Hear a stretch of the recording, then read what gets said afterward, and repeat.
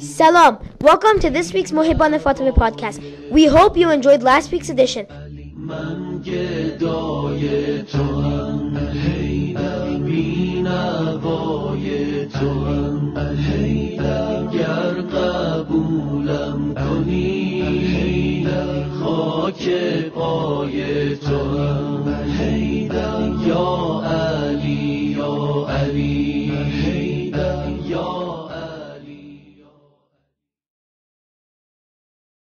So this week we will be reporting on the science group. This is the Mohebban podcast. We're interviewing the Science and Religion Club, and we're interviewing from Mariam Nabil. Okay, Mariam, what is this group all about?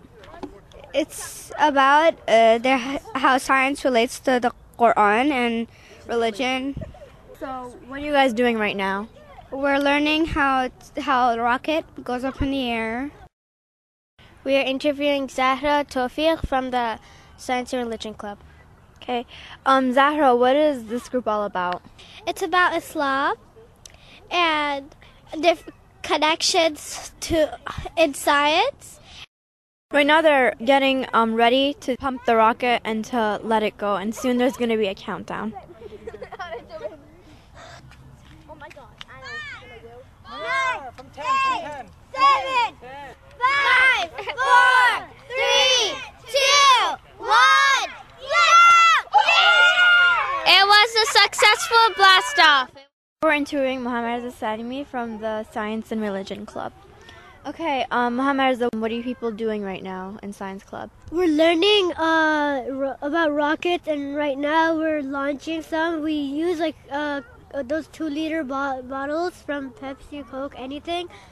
So we fill it up with water. Well, not the whole thing, because if you do it with the whole thing, it's gonna barely go anywhere. And then we have air go in it, and we pull the string, and it just goes in the air. And that's basically, it's like a competition. So, Mohammed, have you been on any field trips so far? Yes, we have been to University of Maryland, and over there we we went to the physics auditorium, and first for 10-15 minutes they had demonstrations, and then they started the real shows. What were the real shows about? I want to say the last one. It was 2 shooting balls, and one of them went in a dip and one of them went straight.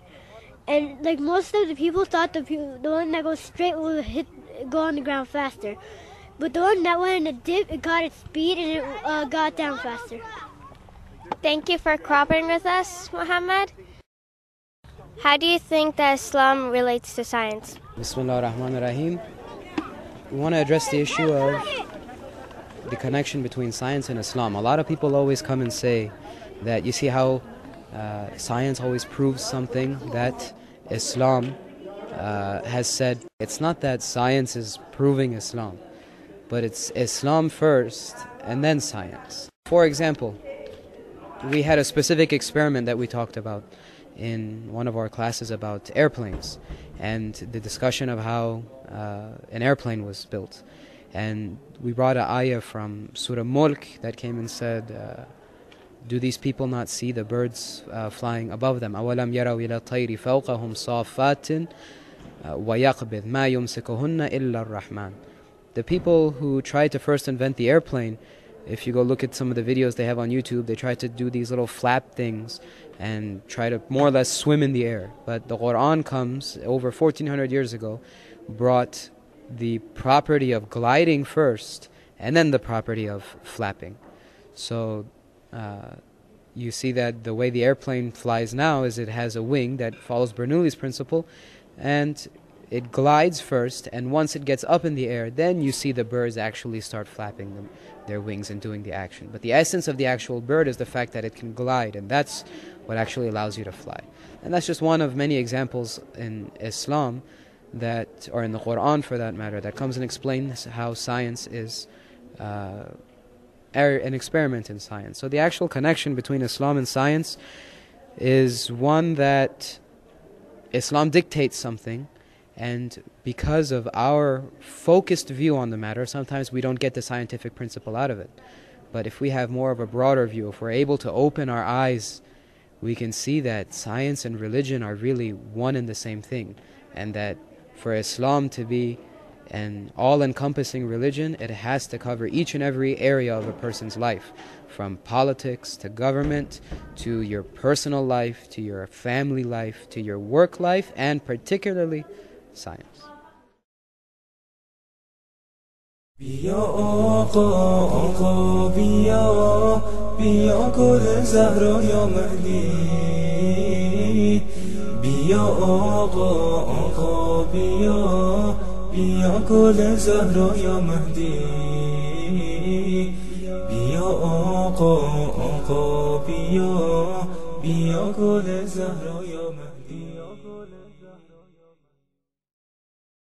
The rights of Imam Mahdi alayhi salam upon us. Imam Mahdi alayhi salam has a lot of rights upon us, which paying attention to them helps us better tend to our duties about him. The following are just a couple of those rights. Number 1, the right of guiding and educating. God's guidance of humans has always been through the prophets and imams, and now the guider and divine teacher of this time is Imam Mahdi alayhi salam. Therefore, whatever rights a teacher has upon his student, Imam Mahdi alayhi salam also has upon all the mu'min people of this time.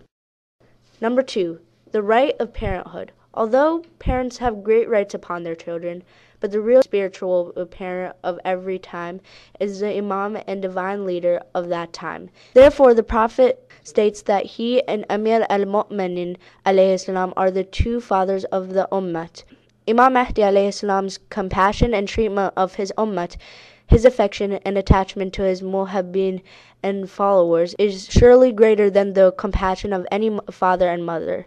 Therefore, in a hadith, Imam Riza alayhi salam describes the Imam like so: the Imam is like a fellow friend, and a compassionate father, and a kind brother, and an affectionate mother towards her little child. Number 3, the right of governance.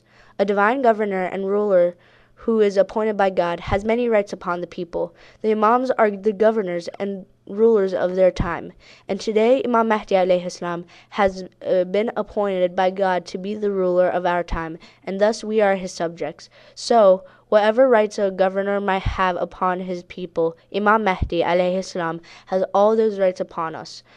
Now that it is clear that Imam Mahdi alayhi salam is a guide and teacher, a compassionate father, and the ruler of our time, we have many duties to carry out in relations to Imam Mahdi alayhi salam. Given all these rights, performing these duties is necessary by us, and so in Du'a Nudba, we ask Allah subhanahu wa ta'ala, O God, help us in completing our duties to the rights the Imam has upon us. اگر ز کوی تو بویی به من رساند باد تمام هستی خود را به باد خواهم داد تمام هستی خود را به باد خواهم داد بهار پر جوان ای گل من ای گل نرگس به حال من نزار ای گل من ای گل نرگس تو لطف بی کران ای گل من ای گل نرگس به زندگی بهانه ای گل من ای گل نرگس بیا بیا ابن الزهرا بیا بیا ابن الزهرا بیا بیا ابن الزهرا